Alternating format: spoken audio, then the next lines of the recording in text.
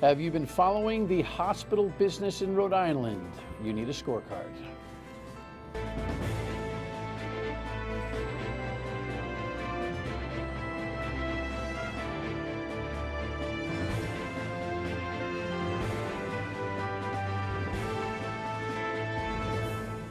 The Dan Yorke State of Mind program is brought to you in part by Lookout Rhode Island and Takeo Comfort Solutions. You know, all you want to do is go to the doctor and get fixed. That's all you want to do. But I think all of us who've grown up in this world understand it's not that easy. It's not that simple. And we're constantly being warned these days that we really need to pay attention not only to what our doctor is suggesting for us, but who that doctor works for, what the hospital corporate headquarters is, what the insurance industry's motives are, this, that, and the other thing. I mean, there's all sorts of things to being a consumer of healthcare that we've got to get better on. Tonight, we're going to focus on a corporate/political conundrum, really, when it comes to Memorial Hospital in Pawtucket and what's going on there and what tentacles it has. And there's nobody better to kind of break it out for me than Ted Nesi, of course, from WPRI.com and Eyewitness News. Ted's acumen on the political and business side is unmatched here in the community, so we'll put him to the test. I think I get it. I think he gets it. Whether we're able to explain it to you is anybody's guess. He comes up in just a couple minutes. Nice to have you aboard. I wanted to just mention, of course, that Barbara Bush and her passing is very compelling, I think, for the country. We haven't had a White House passage, so to speak, in quite some time, but we've got a cast of characters that are certainly well respected and getting on in age, and we'll see. She lived 92 years of a wonderful life. Patricia Morgan posted something kind of nice. She, of course, is the state representative and Republican candidate for governor who more or less reflected, you can see it there if you've got a big screen, I'll let you read it. She reflected on her relationship with Barbara Bush and the things that she had learned. And Brandon Bell, who's the GOP chairman, actually has a good relationship with the Bush family, and I'm sure he'll get on here soon to talk about her wonderful life. She certainly spoke as she wanted to. She told it like it is. The boys suggest that she had a pretty firm hand growing up. The classic old-fashioned good old mom who was pretty sophisticated and who was completely devoted to her husband. Prayers for the country, for the family, and good thoughts. And of course, her other half, in a record-setting marriage of 70-plus years out of the White House, has been holding on himself. And so I think we all kind of just, pray for his quality of life over the next days and weeks, right? So, good thoughts. All right. Thank her for her service to the country, no doubt. Moving on to North Korea, we'll spend some time a little bit later in the week on this, but Mike Pompeo headed to North Korea and nobody knew it, which is really interesting. He's the current CIA director, under review and a vote to come, I would think, for his nomination to Secretary of State. I guess he went as the CIA director and brought intel officers with him, but meeting with Kim Jong-un privately, in some ways, I think is a good thing, right? Because it sets the table for whatever meeting in May might happen between Trump and Un. Here's the thing. Nobody knows what he's talking about. He didn't come back with anybody. There's three people there in North Korea that we could get out. He didn't. What's the mission statement here? Learning about it through the press versus announcing it happened is the kind of, I don't know, game plan that I think makes everybody wonder who's really in charge. In the meantime, the UN secretary is, or our ambassador to the United Nations, is a little miffed, and I understand why. Nikki Haley puts out a very simple statement. With all due respect, I don't get confused when the new Treasury guy decides that he's going to explain to everybody that, she really didn't understand what the sanction situation was with Russia after she announced sanctions and the president suggested there shouldn't be. There's some chauvinism involved in Larry Kudlow's remarks about her confusion. And we can get all lathered up about #MeToo and the like. The truth of the matter is that that's as damaging to the professional and political female cause as anything I've seen in the last few months. And I think that's worth some consideration. By the way, she's pretty tough. She doesn't take much guff, no doubt about that.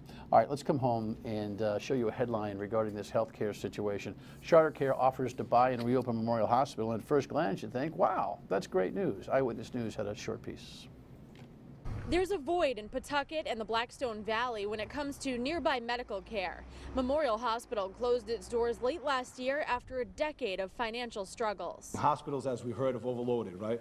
The Department of Health, the cities have been meeting with them because of the diversions as well as the rescue runs, the increased time and services. Charter Care, the owner of Roger Williams Medical Center and Fatima Hospital, announced an offer to buy Memorial Hospital from Care New England and reopen an emergency room with a $10 million capital investment. CEO John Holliver. We do not currently have a deal with them. However, we're very confident moving forward because it's the right thing to do for the community that Care New England would be excited about. But Care New England sent us a statement saying in part, quote, today's announcement represents nothing more than an opportunity to muddy the healthcare landscape with an ill-conceived plan with no true thought for serving the community need. Charter Care's proposal means 100 new jobs. Jobs Holliver said would be open to many of the 700 who lost their jobs at Memorial, as well as other Rhode Islanders if they're the most qualified. I would take all those numbers with a grain of salt right now. This is a very tentative situation, is it not, Mr. Nesi? I would say so. I think this caught everyone by surprise, but you know, you saw, as my colleague Kate Walsh speaking there, and Kate and I were both at that news conference where her quotes came from, and it was, you saw just about all the leaders of Blackstone Valley were up there supporting this announcement by Charter Care, which I think shows how complex this political battle, as you alluded to at the top, is going to be over the future of all these hospitals. I mean, as you said, you can't separate this from the fact that the same company, Charter Care, is trying to checkmate a Boston company, Partners, to take over the rest of Care New England. So, you know, it's hard to tease out exactly whose motivation is what here and what could really happen, which I think that's a little tough for people at home when they're just wondering, like, what hospital am I going to go to and who's going to own it? Okay, so what you need to know is that Health New England is the owner of Memorial Hospital. Care New England. I'm sorry, Care New England.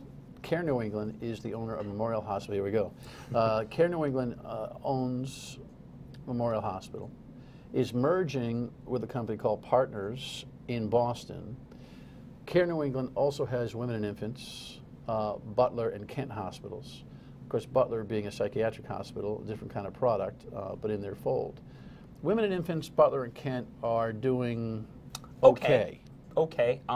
They certainly weren't in as much financial trouble as Memorial when you look at the financial statements. I mean, Care New England, it's Rhode Island's second largest hospital system, second largest private employer. Actually, they have more than 6,000 employees. They've lost more than $100 million in the last few years, primarily, but not only because they bought Memorial Hospital in 2013. It was already in trouble then. They said they thought they had a plan to turn it around. It didn't work, and they lost a ton of money. Do we know why it didn't work? You hear different things from different people. The nurses union thinks they didn't invest enough or make enough effort to really draw patients to Memorial, especially in the maternity wing. Other folks at Care New England say, look, there's bigger trends here. Fewer people are checking into the hospital and staying. We all know the stories about, you know, you're there overnight for something that used to be there a week. So fewer people going to the hospital means less business. You know, Memorial's in a poorer part of the state, serving Pawtucket and Central Falls in particular, which means more people on public assistance or even uninsured, which has an impact on their bottom line. I think there were a lot of reasons Memorial wasn't set up well. And the state did a study in 2013 that suggested Rhode Island had 200 more hospital beds than it needed across the state. So in a way, it was kind of like musical chairs. Like, it seems like one of the hospitals was going to go or need to shrink drastically, and the music stopped, and it was Memorial. Their decision in the last calendar year to shut down operations, other than a little bit of outpatient work that's going in the building, was it because of that bleeding on its own, or prep to be acquired from Partners? Both, I think. I think there was no, so people, just to add complication, They did have a deal to sell Memorial a year ago at this time. They were going to sell it to Prime, yet another company, the one that owns Landmark Medical Center up in Woonsocket. And Prime just acquired Landmark recently. Not too many years ago. Right. But we don't know why, but that deal collapsed around September of last year, the Prime acquisition of Memorial. And within a month, Care New England sort of threw up their hands and said, there's no one to buy it. We can't sustain these losses. The hospital needs to close. There was the partners executives up in Boston who want to take over the other Care New England hospitals made very clear they didn't want Memorial, especially with the losses it was suffering, and Care New England needed to clean that situation up somehow in order for them to proceed with the merger. And that's why I always think, I don't want to make this so complicated for people, but it's almost like a puzzle. If you take one piece out, the thing falls apart because all these things are connected to each other in the hospital sector in Rhode Island right now. All right, when we come back, we'll tell you about Charter Care, who they are, and what their motive may be in trying to acquire Memorial. Stay with us.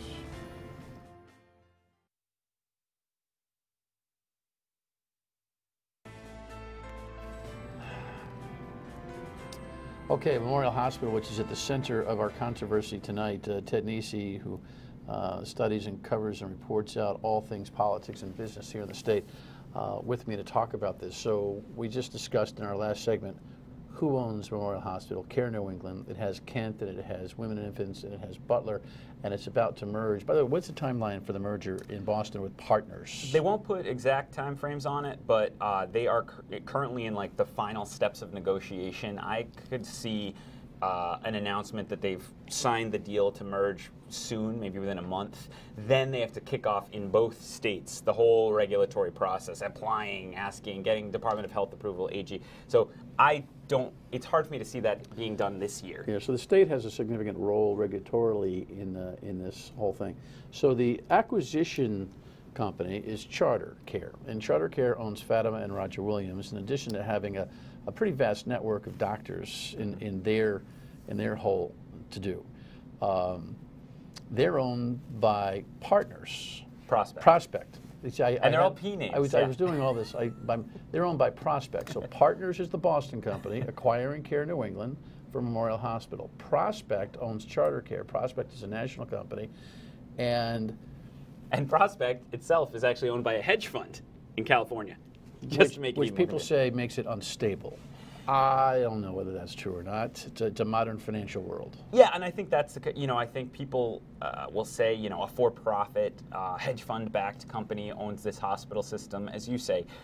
You could be a nonprofit that manages a hospital. I mean, Memorial was a nonprofit when it got in trouble, so that's not necessarily a panacea either. But Prospect came into Rhode Island through another. I mean, we've had in the last decade an extraordinary shift in who owns Rhode Island's hospitals. I mean, they were mostly independent. Then in around 1994, I think Lifespan was created to bring some of the big ones together. And then in the late 2000s and now into this decade, we've had mergers and acquisitions and sales all over the place. So Charter Care was created in '09 when Roger Williams Medical Center and Fatima Hospital were both on shaky ground and said, let's at least join forces. They joined forces and called their joined entity Charter Care.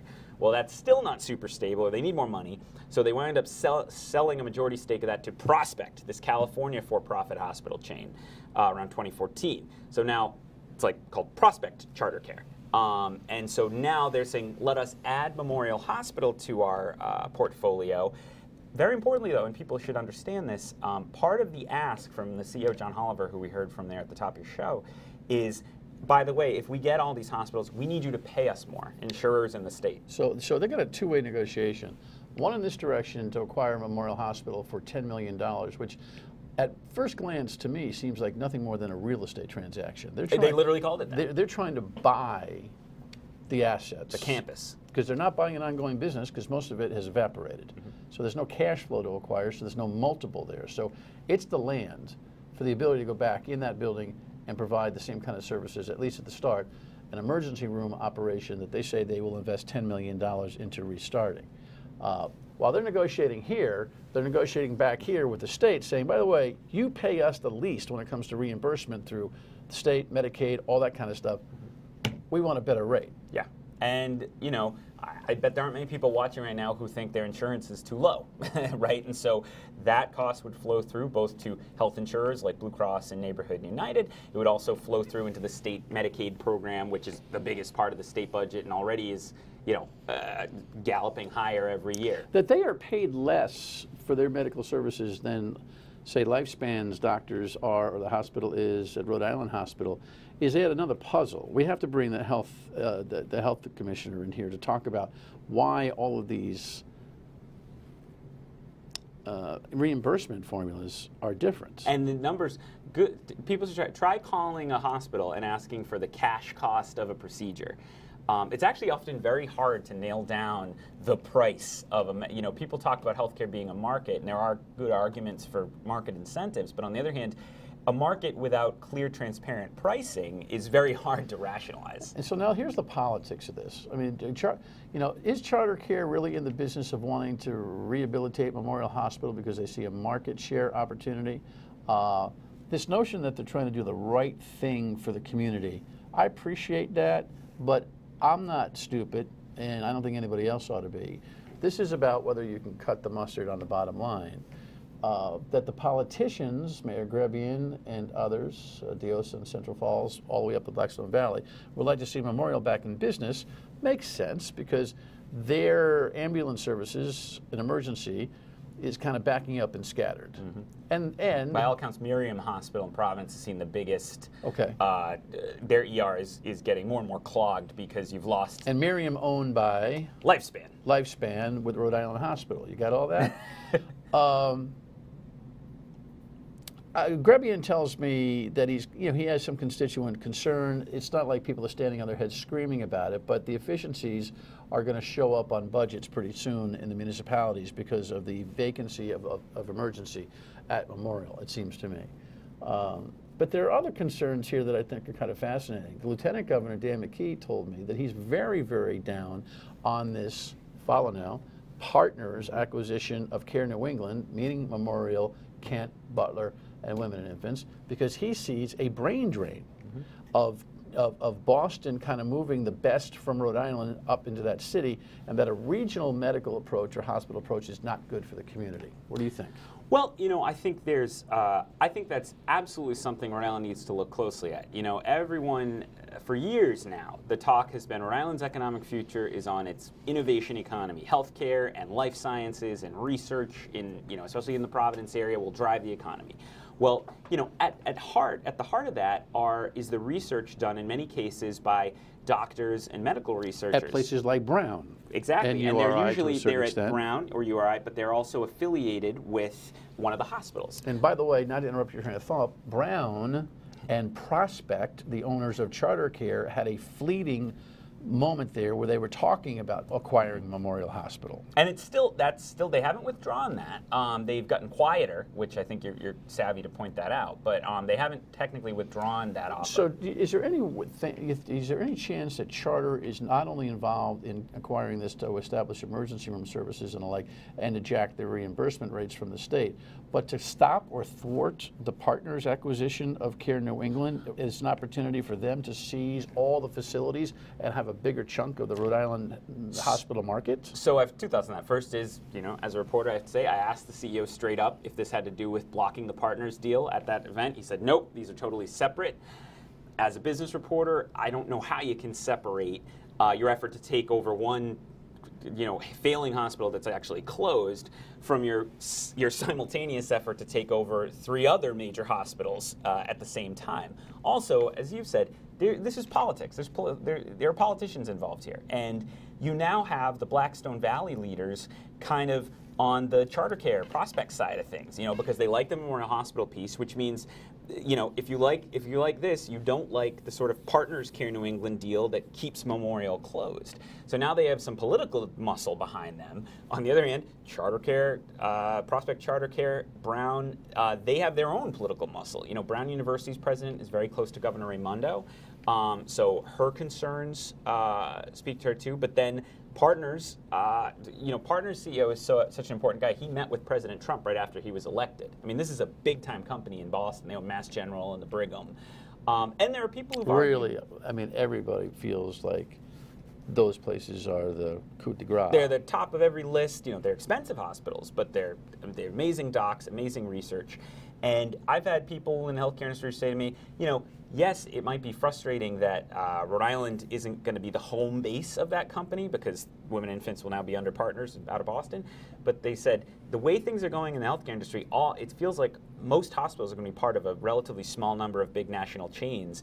Would you rather be with partners or would you rather be with prospects? Because of how good they are. Yeah, you know, and aren't you better off being part of this network with some capital? All right, we're going to try to get the executives of both key companies in next week. Ted's done a good job laying it out for you. I don't know where this goes. He's got a couple other thoughts on a couple other issues when we come back. Stay with us.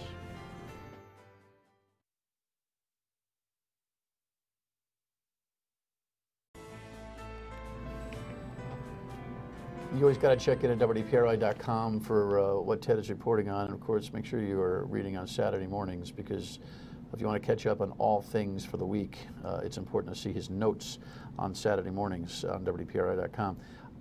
Tax credits for the film industry, always kind of this political football. We only have a couple of minutes. What's the current rift? So yeah, people might remember this was something Governor Kachiri tried to get rid of, but the legislature's always liked it. Sometimes they even get to appear in the movies that are made with these tax credits. This program has taxpayers cover up to 25% of a movie or TV show's budget if it's made in Rhode Island. Always been questions about how useful this is, how much it's really doing for Rhode Island, and 5 years after the legislature ordered a report to find out how much it's generating, they finally got the report done and it's out this week. And it's found it's a loser for taxpayers. We shell out about $2.5 million on average a year for the film and TV tax credits. Those productions wind up generating only about $700,000 in taxes. So it's a net loser of about almost $2 million a year. They also looked at, well, is it helping the economy more broadly, even if it's bad for government revenue? Fewer than 100 more permanent jobs in the movie industry since this was created. Does give a small boost to GDP, to the state economy overall, but certainly big questions here about if this is really the best way taxpayer money could be spent, and if taxpayers do want, to be subsidizing film production in Rhode Island, is this structured right now in the best way to actually make that happen and make the industry last? Well, listen, this is important reporting. Every dollar counts, so don't misunderstand my commentary here. But this doesn't mean a hill of beans. That you report it is important. That we understand the data is important. But in the broader context of a $9+ billion budget, the idea that this is a little bit of a loss leader for Rhode Island's marketability is the kind of thing that B- and C+ gubernatorial candidates wring their hands over to try to say, and here's another place where we lose the money. That's Joe Trillo. Yeah, which or one's Patricia Morgan, who I don't do very well. Yeah. Gosh, I'd like to see, the notion, well, every little bit counts. Oh, please. There's so many bigger issues that we can do to tighten up this state budget. I always get a kick out of the idea that this ends up something they stand on their heads over. Sure. But over and over, if you do this over enough programs and you say, that one's relatively small, that one's relatively small, that amount of money does add up. Well, I'm a marketing guy. Anytime you have an opportunity to say, hey, that's Rhode Island, and if you got a good tourism group that can spin, I would say there's probably better management and symbiotic relationship that can occur. But when you stop talking and selling yourself, I think it's a bad idea. Anyway, thanks, kiddo. Appreciate that hospital advice. You got all that, right? There'll be a quiz. Last word. I also do surgery.